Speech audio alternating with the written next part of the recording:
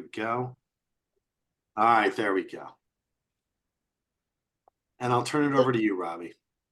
Thanks you. Thanks very much. And thanks for the invitation to share this hour with busy people. And the topic today, the title today is High Impact Boards. So before I do the screen share and we don't see each other as well, are there particular questions that you hoped we would talk about today? Or the opposite, particular things, if you hear it one more time, you're going to disconnect from the session? I'm happy to have you put it in a chat or shout out. Always happy to learn new things. All right, thanks, Tom. Anything else? And I should apologize. You have your name up as Thomas, so I'm sorry if I used your wrong form of your name. I prefer Tom. Oh, good. Anybody else things you really wanted to explore today? Wanted to learn more about this whole area. I didn't really think of it doing this before. I mean, I've actually done it once before, but I'm just open-minded here. Thanks, Yeah, Sarah. in addition to what was just said there, is there a focus for each of the meetings throughout now in June? Is there like a syllabus or what the discussions are going to be done each month? There is, and I would be happy when I send out the email of when I attached this presentation. I'll make sure I put in the sessions through June, what the topics are.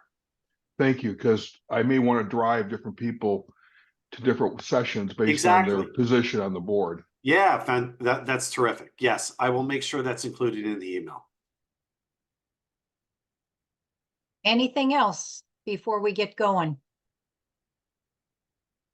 All right, well, and again, please, if you want to stop me, stop me. I'll try to take a pause about 15 minutes in, 30 minutes in, just in case. And my contact information is on the opening slide. So if you need to excuse yourself and you have a question following, I would beg you, just put in the subject line question from CCCF workshop, because if I don't recognize your email address, I may not open it, because like you, I'm always nervous about things that will eat my computer alive. So if you don't mind doing that, that would help me. So today's topic, high impact boards, I think is an interesting one because everybody wants to have a high impact board, but what does that mean? How do you get there? How do you do that? And I think there are a lot of stereotypes about what a board is and what a board isn't. And I also have a bias that in this country, we are socialized not to admit what we're not good at, not to admit what we don't know.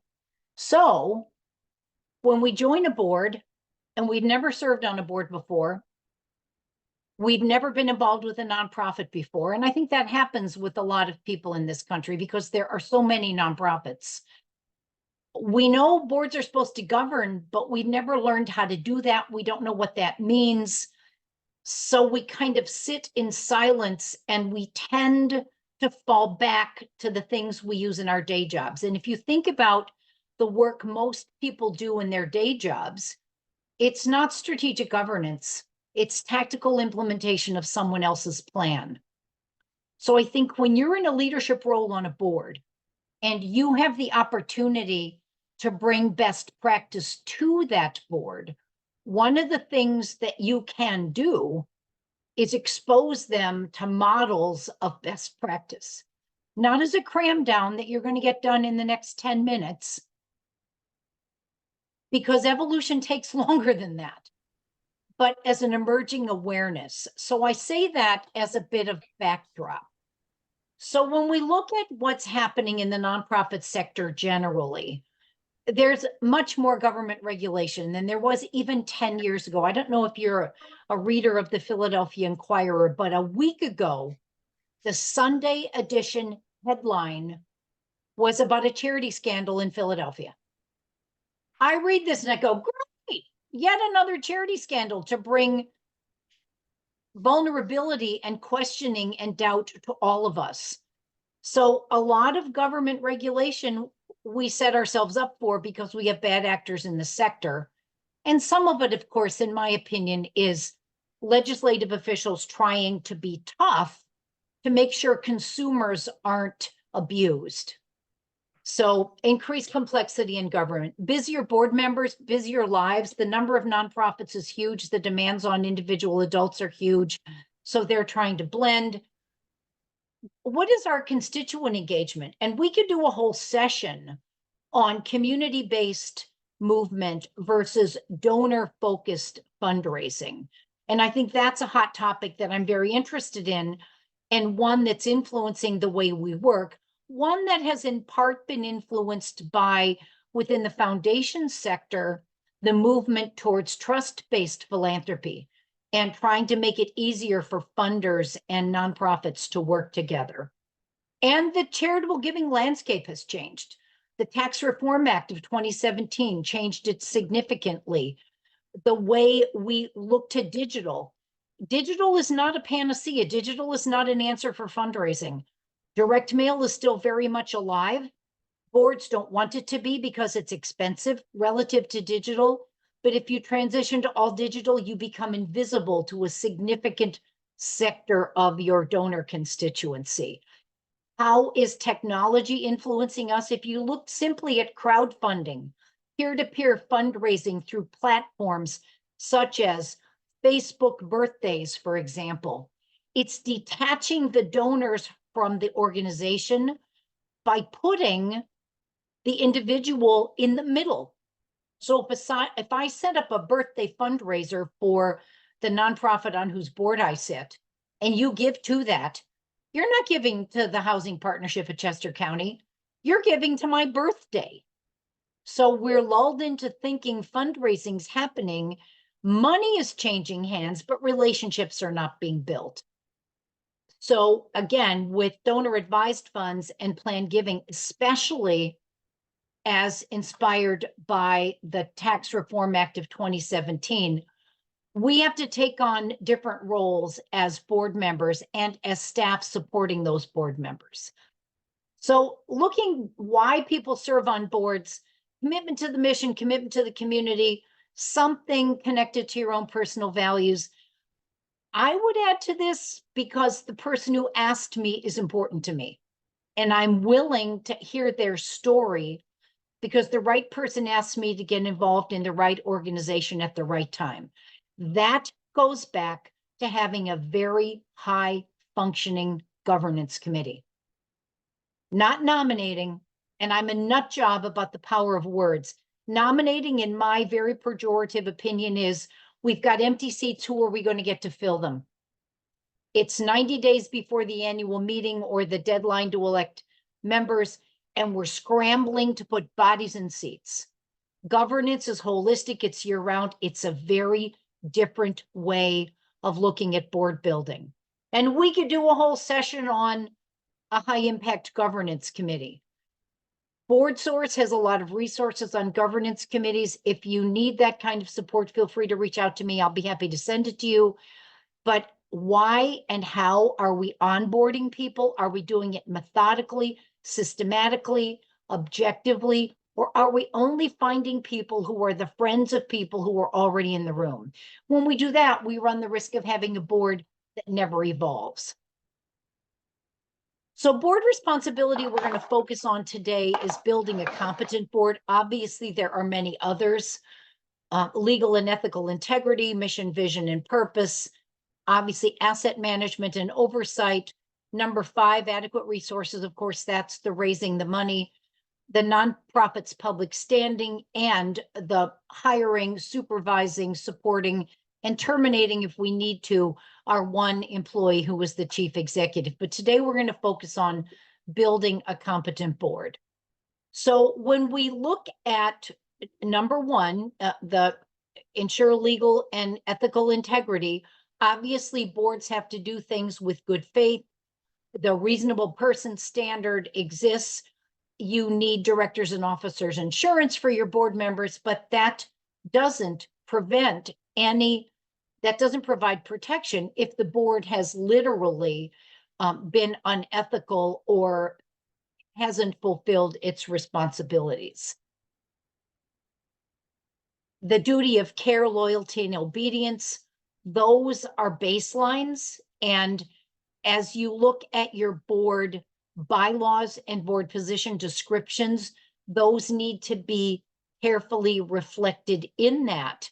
And if they aren't, that's a red flag for you. How is it that we don't have those responsibilities in our documents so that people know what they're responsible for? And you don't need to know it all. The idea that you get independent advice when you need it, and knowing when you're in a territory of things you don't know, that's a critical piece of good performance.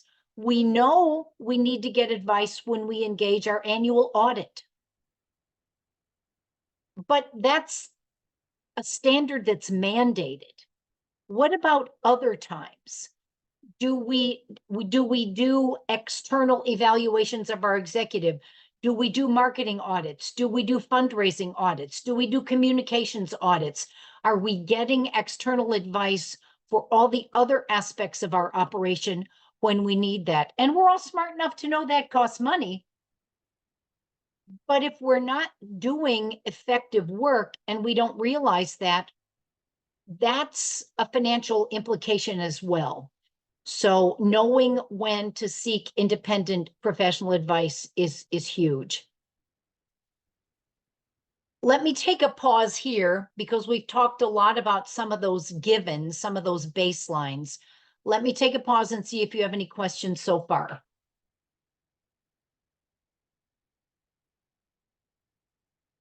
I'm not seeing any raised hands or anybody who took themselves off mute. So the duty of loyalty, I personally won't serve on more than one board at a time because I personally don't feel I can give the right kind of allegiance to more than one 501c3 nonprofit. I serve on a board at my church, a trusteeship.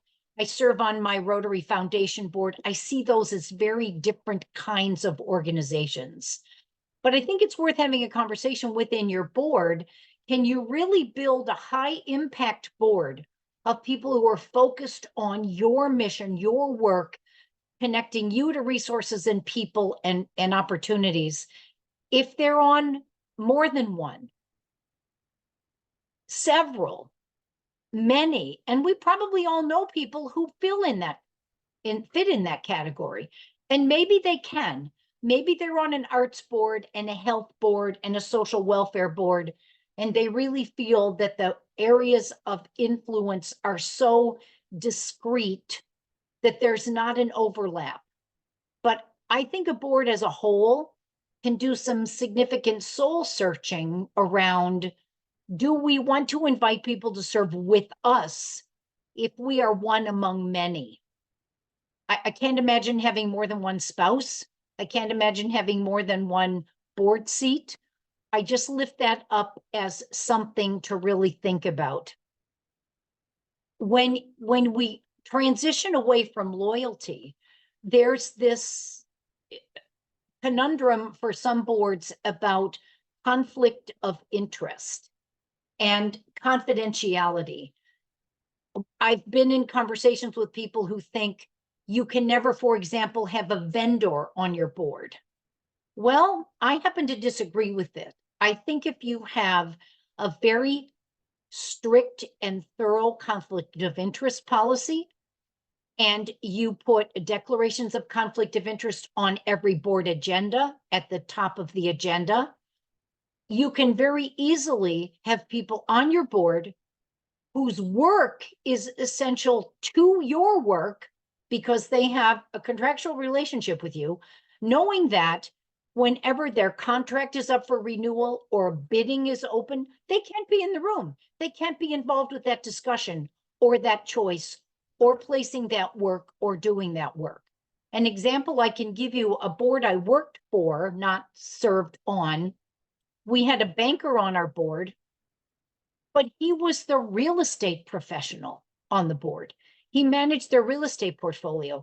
He wasn't in their investment department. We had reserve funds invested with his bank, but he was not of that operating unit. So I feel the board navigated that very skillfully. Whenever finance committee was rebidding investment services, he was not in the room. Even though he was the real estate guy, he was still outside the door. So I think you can do that if you do it well and you do it faithfully. Others would disagree with me. But thinking about loyalty and confidentiality, there are ways, I believe, for a committed board to do that.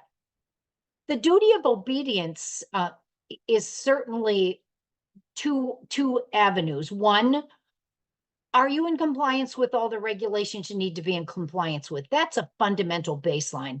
And secondly, are you true to your mission? Missions evolve, and they need to evolve as work in each sector takes on new meaning, depending on the generation, the decade, the needs of the constituents. Missions have to evolve. That's very different from the mission following the money and creeping in an area where the board hasn't yet decided to go. But thinking about obedience, are we in compliance? Do we even know what regulations we need to be in compliance with? And if you don't, that's a baseline of discovery. And if you do, are we sure that we're in compliance with everything? So how do you build a competent board? What are the various pieces that go into that? And here we've got a lot of material working together on this image. But when we look at the roles and responsibilities of boards versus staff, first of all, boards do governance, staff does operations. As much as boards would like to do operations, that's not our role. So where the blending can happen is, are we creating something new? Are we going to evolve our work so that we need to take a strategic and operational look simultaneously at developing something new, expanding into a new territory or area of service, such as a new age group? If that's the case, then we may have temporarily governing voices and operational voices collaborating. But at the end of the day, the only place where there is constant overlap between board and staff is fundraising, because there are hands-on roles for both sectors, both staff members and board members, to raise the money it takes to fulfill our missions. So if we look at the infographic on the left, we're looking at very young organizations, all the way on the right, very mature organizations. And the roles of board members evolve depending on the life stage of the organization. So as an organization is young, you can encounter crisis of leadership. Typically, that will happen when a foundress retires. And there's that exquisite tension in that transition. Then, as it evolves, we can encounter different kinds of issues. Autonomy, is the staff autonomous? Is the board autonomous? How is that understood in a transition? Control, red tape, growth, and identity. And every organization will go through these stages. If you have a CEO, an executive director of long-standing, even if you're not in your founding stage, when a transition happens, you can snap back to that same kind of dynamic that you have when a founder transitions. So keeping in mind the various behaviors that are coming up can give you a sense of what kind of challenges are we facing today. And even with the best governance committee and a very disciplined board, these speed bumps happen. They're going to happen. You will encounter them. But being able to see them coming and head them off is the real challenge here. Questions about this? Obviously, we're not doing a deep dive into all of these evolutions in an hour, but questions about some of these stages.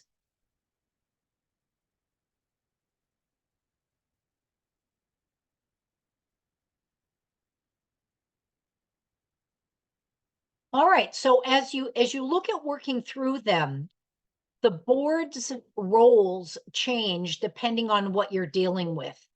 So are you literally looking at the 50,000-foot view?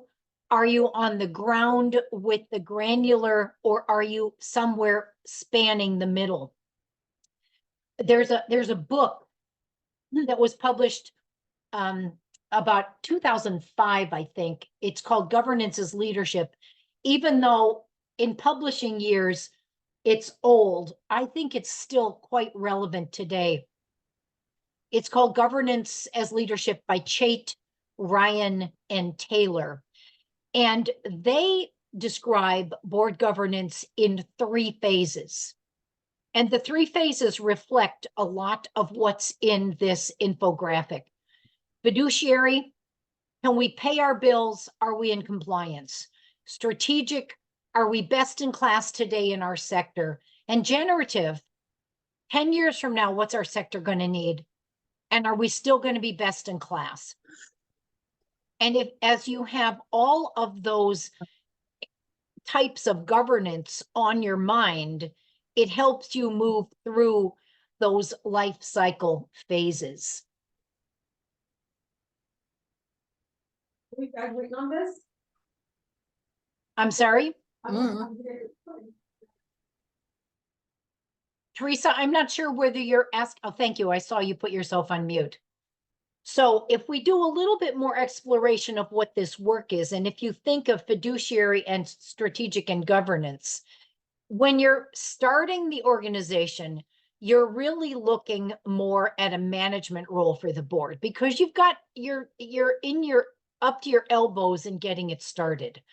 As you transition from the idea phase into management, you're really trying to standardize things, to let the staff do what the staff does, let the board does what the board does.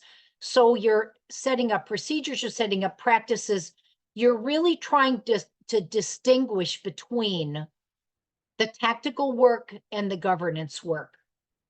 As you transition out of that, you're looking at what are you truly cutting the cord? What have you delegated? And sometimes that's easy, sometimes not so much. But as you distinguish that, and as you really evolve into the governance role, it's my experience, this is where some boards get stuck. And you never become a high impact board if you're mired in this role, where you've delegated, but not quite really. You're still micromanaging. You've delegated on paper, but you really haven't evolved to a level of trust. If you move past that, that's when you can really begin to evolve into a high impact board. So the board is really focused on strategy and strategic planning. You've got an action plan from the staff that they're reporting on regularly, as they should be, but you're not micromanaging it anymore. And the board's real focus is where it belongs, on fundraising and on governance. And as you continue then to evolve and keep the ball rolling well, that's where your focus stays. You wind up with effective board committees. You wind up with effective task forces and work groups. And the board's focus is on expanding, solidifying the organization as a market leader, because you're really truly doing fundraising and doing board governance. I think, and I'll do a little minor diatribe here. I think in this country, we undervalue the work of tactical volunteers. If there are volunteers who don't want to do governance, who really want to do tactics, we should treasure them as much as the people who really do want to do governance work, because we can't survive and thrive without both. But I still believe there's a prestige factor that many of us attribute to governing board members that is not necessarily the same for operational volunteers. So food for thought. But if you look at what a high-performing board does, here are 10 of the most essential accountabilities. Thinking about the board holistically. What is the long-range strategic plan of the board? And what are our roles and responsibilities in that? One very important aspect of a high-performing board is it understands it's in charge of strategy, not the staff. This comes as a shock to some board members. They actually think the staff is in charge of strategy and they're in charge of monitoring. That couldn't be more wrong. I'm smart enough to know a really good strategic plan is developed as a collaboration between staff and board. Board depend upon staff to scan the external environment continuously to know what the challenges are, what are the trends, and to bring that back to the board. Not for the board to play gotcha, but for the board to say thank you. But at the end of the day, if you do a really good strategic plan with a facilitated process, and that, in my opinion, is one of those times when you do need external advice in order to arrive at a good strategic plan. It is the board that approves the plan, not the staff. The staff takes each year's priorities and operationalizes them, but so does the board. The board has a board governance action plan for every year, just as the staff has a business action plan for every year. But the strategic plan is the board's accountability. And if you don't have one, it's the board's problem to solve. Board job descriptions, committee structures, and committee charges, that is the responsibility of the board governance committee. Not the executive committee, not the executive director, but the governance committee. And if you don't have a governance committee, that should become job one when you create yours. New committees and advisory councils can be very helpful. I'm a fan of not having a lot of committees. Committees tend to take on a life of their own. Typically, you need a finance committee, a governance committee, an audit committee, and typically you will also have the officers and committee chairs, if they aren't officers, as an executive committee. But beyond that, what do you need to have that will exist forever? In this day and age with things changing so fast, probably not much. So I'm a huge fan of task forces or work groups rather than standing committees. But that's a preference, not a mandated regulatory compliance standard. So I take that as my opinion. But whenever you need one, typically the board chair, the executive director may recommend that, and it gets recommended to the board, and then something is appointed. Number 4, the board chair in bylaws is typically responsible for appointing all committee members. But how do they do that? They rely upon the recommendations of the governance committee as people are identified, vetted, recruited, and elected. Where's their talent lie? Robert, I saw you had your hand raised. Yeah, I'm used to there being a fundraising committee that's kind of off the finance and the board, reports to both. But you didn't list that. I'm curious as I to did why. not list that. Thank you for calling me out, and you're not going to get me to list one. I actually think, and Don Nemitz, you may start giggling, I actually believe every board member's position should require a role in fundraising. I have, and I'm willing to share this with the group if you want me to. I actually have a structure which I call the team approach to fundraising, where every board member is on one of several teams. An annual giving team, maybe leadership annual giving, looking at gifts of $1,000 or more. A young friends team working to identify younger donors to be your pipeline. Sometimes a sponsorship team, if board members are actively involved in soliciting sponsorships.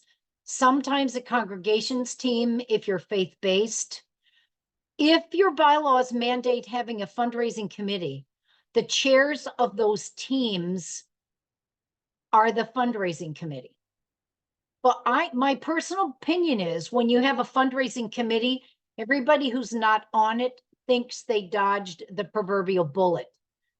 And I think they can be harmful. But you're right. I think they do show up in a lot of organizations, but I like to approach that differently. But thanks for your question, and I'm happy to take a pause here. I'm willing to take pushback, feedback, arguments, nightmares, triumph stories. Anybody else want to weigh in on this one? And I guess, Robert, I'm curious your response to my response. I totally agree with you regarding that any board member needs to be involved with the fundraising. And I think where I'm thinking of my current nonprofit, that needs to be communicated back. But we do have a fundraising committee of which board members are a part of. But I think you're right. I think the idea that if you dodge that committee, you think you dodge what most people don't like to do, and that's fundraising. Thank you. And Christine, I see you have your hand raised. Yes, hi, Robert. Christine Zaccarelli from the Crime Victims Center of Chester County. I had never thought of it from that perspective before, and I really love that team approach. But we recently, really recently, so I think most know that we just celebrated our 50th anniversary in 2023. So we had a pretty active gala committee, and we didn't want to lose those folks because we're 51 now, and we're not doing a fancy gala in this year. So we transitioned that committee to our mission committee. Because no one wants to serve on a development committee, but everybody is on board with our mission. So they do the fundraising piece, but it's also kind of behind the mantra of we can't fulfill our mission without the money. And so that has helped to focus everyone, but I really like that team approach that you mentioned. Yeah, I made a note to myself. I'll send the document to Hugh so he can send it out. Right. In my document, just so you know, everybody on the board is on the prospect rating and review committee. Because if you're not talking about the people you're going to be talking to, you're shooting in the dark. And the prospect rating and review committee, if you don't have one, never had one, sits in a room and talks about who are the people who we can't afford to lose and how can we stay close to them. Who are the mid-level donors on our radar screen who we could move up if we paid better attention to them, we were better relationship managers for them? And who can we put in our pipeline? And, this is going to be the third thing. We could do a whole session on how to do prospect rating and review. And I've got worksheets and handouts, and there's an easy way to do this. I think unless the board is willing to talk about the people who are supporting you, you're never going to grow. And I challenge boards, I'll say to them, you're willing to talk about which foundations you want us to solicit. You're willing to talk about which public funding contracts you want us to go after. Why are you retreating our individual investors, our individual donors as second class? You won't talk about them. And the point of entry for me is, let's talk about the people who are already on our list. Because I'm smart enough to know nobody wants to talk about strangers, but you should be talking about strangers. Because how are you going to grow a pipeline if you're never inviting new people to learn about you? But it's not about asking. It's exactly what Christine just said. It's about mission and introducing them to the mission. So I realize I've gone down a bit of a black hole here. or maybe it's an opportunity, and I don't want to run out of time. But I think this is such a mission critical piece to developing a high impact board. And Hugh, I will send you that document That's before. great. I need to leave right away after we conclude, but I'll send it to you before the end of the day. Very good. There's also a question in the chat, Robbie, if you could Oh, good, thanks. just take a quick read. I don't have it open. Can you read it to me Yeah. quick? I have a question about meetings. In a regular meeting, how do you nicely move a meeting along so that people at the end all get a chance to talk? I find that I find that if meetings are called without an end in sight, can go past 2 hours and people leave without getting a chance to talk. In There's my a opinion, second sorry. part, Okay. and a little bit different of a topic. Does anyone know how to bring in funds for special anniversaries of the nonprofit? We have 100th year this year. I'm wondering if we can get funds not for specific line items, but for special 100th anniversary things like a parade. In my opinion, let me ask the second one first. Okay. In my opinion, fundraising for an anniversary is dead in the water. But you just said such as a parade. So ask for sponsors to underwrite your parade. You're not asking for the anniversary, you're asking for the celebration. So you're still giving people a chance to put their money where they want it to be. I would urge you to think about 35th anniversary or whatever anniversary. I said 35th because my Rotary is about to have our 35th. Sorry, it's on my brain. And I'm in charge of that. But when you celebrate a milestone anniversary, there may be more opportunities than the parade. But think about impact. Donors today want to fund impact, not throughputs. So why have a parade? What will be the outcome of the parade that will leave you a stronger organization? To go back to your first part of the question, I think the one thing that drags down meetings are listening to things that could have been communicated in writing in advance. And the meeting model that solves that problem is called using a consent agenda. And in a consent agenda, every single committee and task force submits in writing what they've been doing. Never an action item. The action items are always separate on the agenda. But a summary of what the committee has done between meetings. That is submitted to the board in writing in advance and never discussed.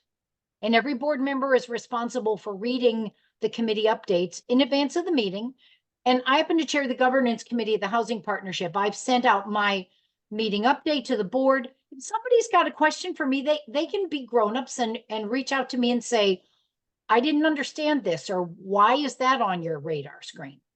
So that when you get to the meeting, you have literally 2/3 of your meeting time available for think tank level discussions, not sitting and listening to something that you could have read in advance. In my opinion and experience, it takes a year to transition from a traditional agenda to a consent agenda.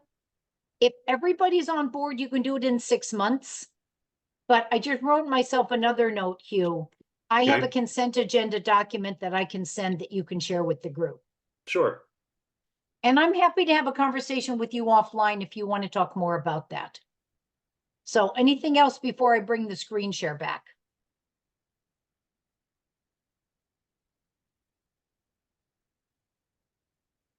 We have a question from Tom. Name, logo, 100th anniversary. Yes, I absolutely would brand the 100th. But again, what's the impact going to be? What is yes, a goal, but what are you going to do with the money? Donors don't pay for throughputs, they pay for outcomes. So what's going to be the outcome of the money? And you can certainly use the 100th anniversary as a call to action. You only get a 100th anniversary once, don't let it go to waste.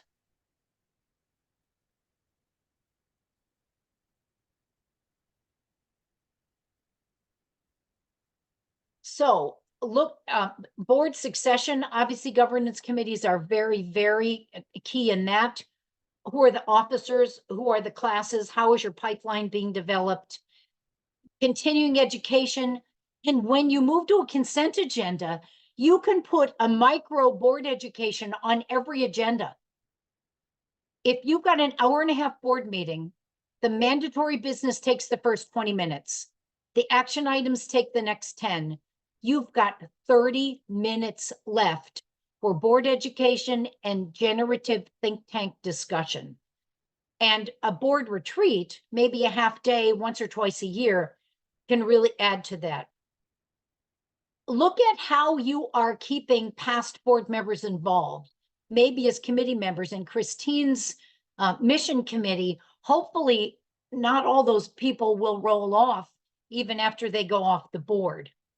And the mandatory documents for any board, confidentiality, conflict of interest, whistleblower policies, codes of ethics, estimate of annual contribution, all of those things that board members should be reaffirming every year.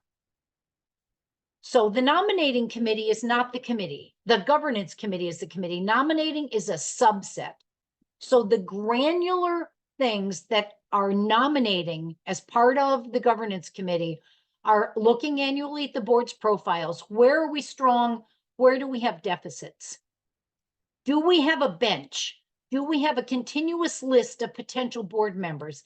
And equally important, do we have a list of people who are not a good fit for us? There's only one copy of that list.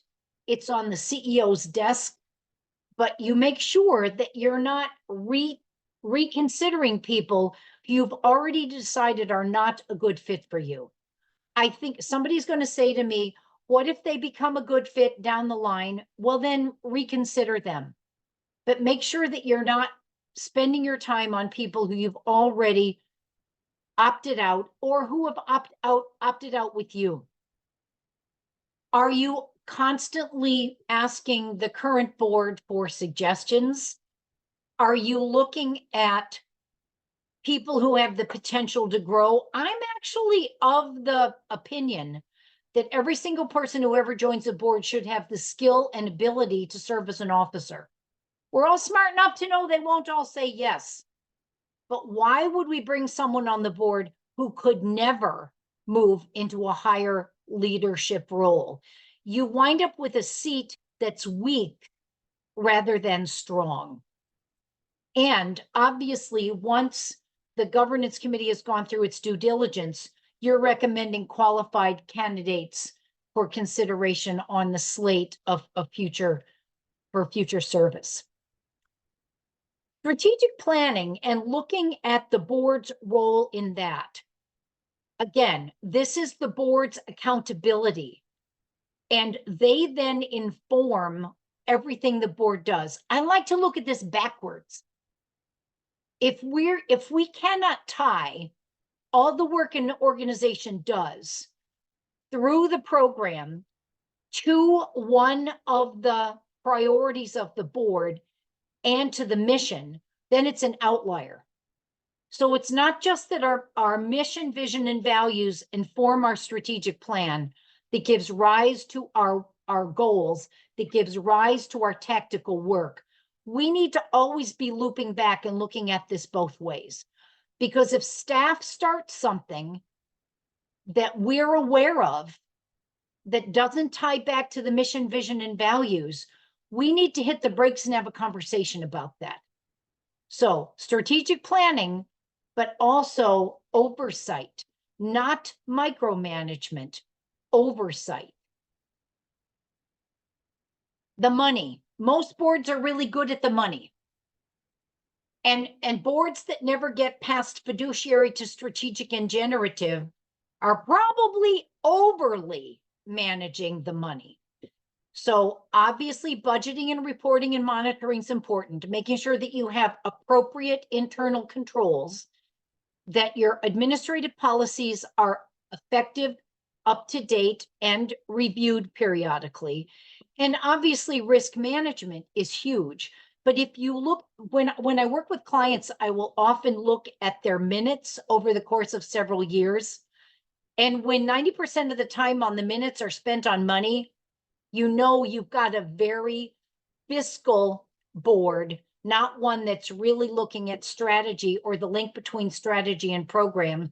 And they're not spending much time talking about the generative future. So think about, how do you spend your time on the board? And are we really focused on the broad accountabilities? During COVID, every board had to do a deep dive into fiduciary. So I'm not talking about a crisis time. I'm talking about over a healthy time horizon. The Form 990, hopefully all of you are aware of the Form 990. All of you are, when your audit firm finishes it, it's on the board agenda for full review. But the IRS 990, the board is responsible for review of that, making sure it's filed timely and making sure it's correct. Your auditor is not a marketing wordsmith. So the one thing I would say about your IRS 990 is authorize your executive director to write the language that interprets your mission that's on your IRS 990 form. With no offense to auditors, they typically aren't creative writers.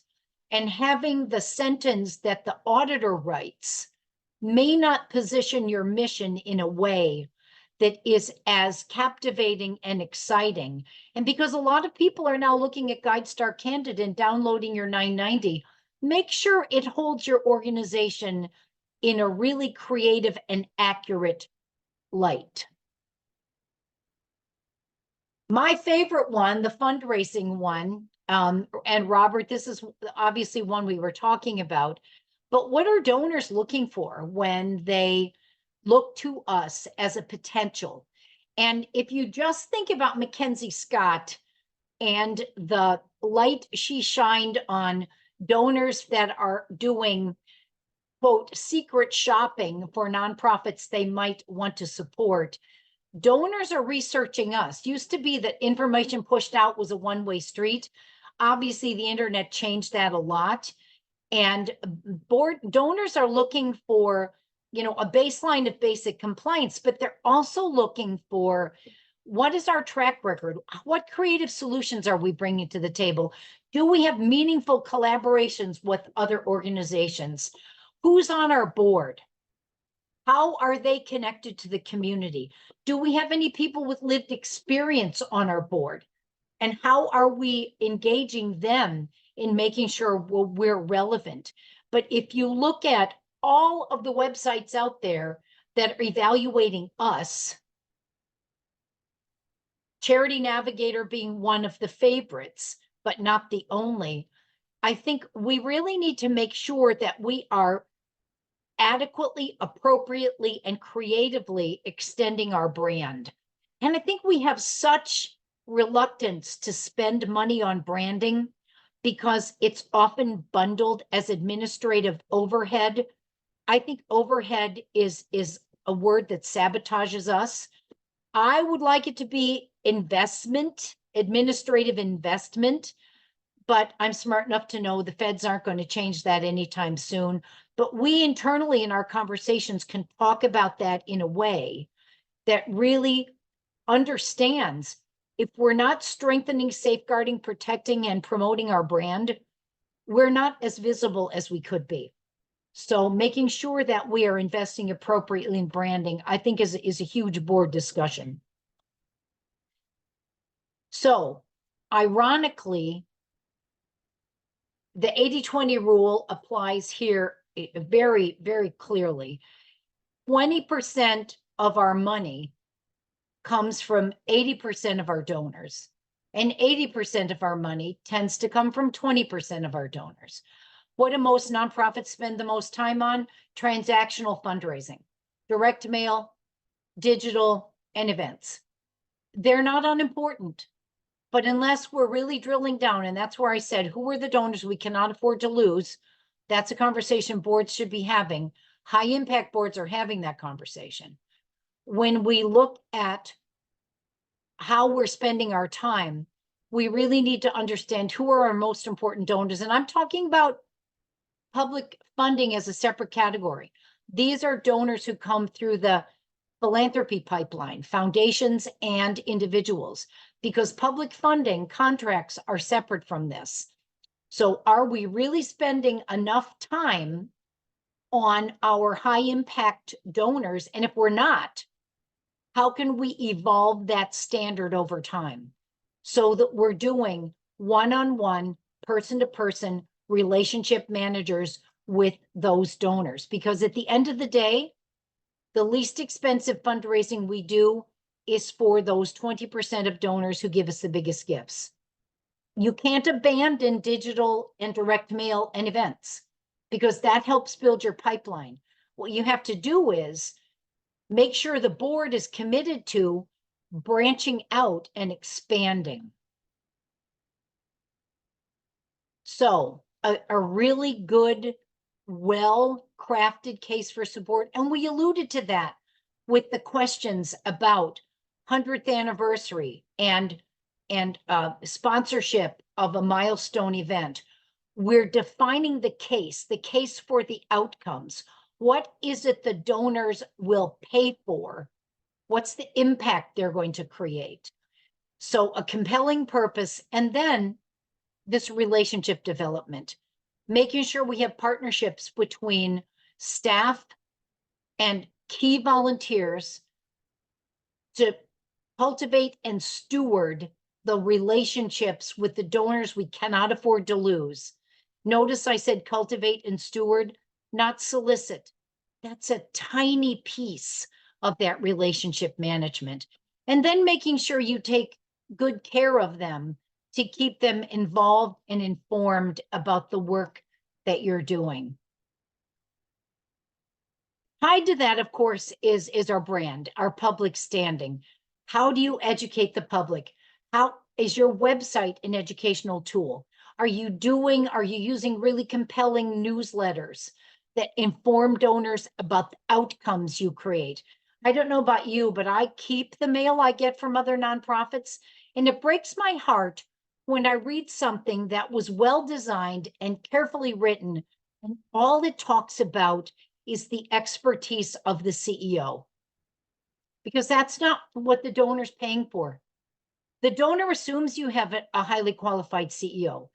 The donor wants to know what outcomes they're buying. And when it's the accomplishments of the CEO for the last 12 months, and oh, by the way, these are the challenges the government threw in our way, you're sabotaging yourself because you're talking about throughputs. You're not talking about outcomes. Do you have a really carefully crafted calendar? And is it at least quarterly? Are you doing relationship building events in your board members' offices, in your space if you're building based? Are you inviting people to hear more about what you're doing? Are you inviting them to bring friends who might want to learn more about you? And if you're not, you're sabotaging yourself. You do amazing outreach to the people who make decisions about public funding contracts. I know you do. You need to do the same things for your private donors. And the last one, are you doing really good, careful care of your key staff person, the person the board is responsible for hiring, supporting, evaluating, and unfortunately, if necessary, separating from your organization? And are you mindful of a good succession plan? Because as compelling as your mission is, you're not going to keep your CEO forever. So having on the board's radar screen, the management of this individual is huge. Sometimes you have a supervision committee. Oftentimes this is delegated to the executive committee, but at the end of the day, every board member should have the opportunity to give input into evaluation. And every board member is part of the hiring of a new executive when that needs to happen. And if you look at Chait Ryan and Taylor's book at Fiduciary Strategic and Generative Leadership, You will also find one of the key elements is a very high level of trust, not gotcha, but joint problem solving, so that everyone brings their skills and the things they need help with to the table, so you can collaboratively safeguard and honor the mission that was your call to action in the first place. So board responsibilities in summary, some of these are very standard kind of boilerplate. Attend all the meetings. Give support to the CEO when necessary. Give your own money, as well as bringing other support and participating in everything. I'm actually on a one-woman crusade to get every board member who ever served on the board of a nonprofit to put that board in their estate plan for 1%. I'm not sure how it's going because not everybody's dead yet, but I think if you announced a planned giving society and had every board member as a name on the list, wouldn't that be amazing? And 1% is not going to change the lifestyle of your heirs. So you can join my crusade if you want to. Evaluating the board's work holistically and the executive director, and an expectation that they will actively serve on at least one committee. A healthy board rotates. So if you're able to serve 2 terms, and if you have classes of 4 or 5 or 3 people, not everybody rotates off at once. So you've got a healthy transition. And again, making sure that your strategy's intact, that you're focused on governance, and that you're letting the staff do what the staff does. So we have exactly a minute left. I'm happy to take any more questions. And what questions do you have?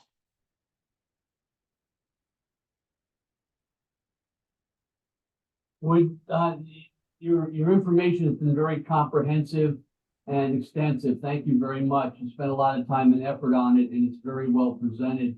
Is there a possibility of being able to share this information with us? Because there was a lot there that I was trying to write down and I couldn't. Absolutely, Thomas. And I'm sorry if you didn't hear that. I said at the beginning, he was going to share the slide deck with you. Oh, okay. I So- apologize for missing that. No, Yeah, no, that's I'll okay. be sending that out. And I'm going to send him 2 documents. And you can send this right away if you want to, because it'll be later today that I send you the 2 I No, promised. I'm gonna wait for everything and send it out. Okay. Yeah. And again, as you're adjourning, as you're excusing yourself, if you have a follow-up question for me, I'm happy to take them. I just beg you, put in the subject line question from the High Impact Boards workshop, because if I don't see that, I may not open it. Quick question is there a ideal size to a board, or is it scaled to the organization's budget? How would you judge that? Board Source says the average board in the United States today is 16 or 17. I happen to think that's a good size, actually. I think if you have fewer than that, if you do the 1/3, 1/3, 1/3, 1/3 rule, 1/3 of the board is doing everything. A third of the board never does anything, and the third of the board does stuff when you assign it to them. If you have a board of 8 or 9, 3 people are dead tired. So I happen to like the average. I work with a board right now where they have no cap on the number of directors. So, but I think they're not going to have 50. But I think often I will see bylaws that cap the board at 21. I'm not a fan of filling every seat. If you've got a board of 21, I wouldn't make it bigger than 18, only because if someone amazing drops in your lap, you want to have the ability to add someone before a natural vacancy occurs. But that's my opinion. Other questions? Well, Well, very thank good. you for sharing this time with me. I know you're drinking from the fire hose on this, but I'm happy to take questions offline if you have them. Robbie, thank you very much. Really appreciate it. Great Oh, you're presentation. welcome. Yeah. My pleasure. Yes, thank you so much. It was very well done. Very Thanks. appreciated.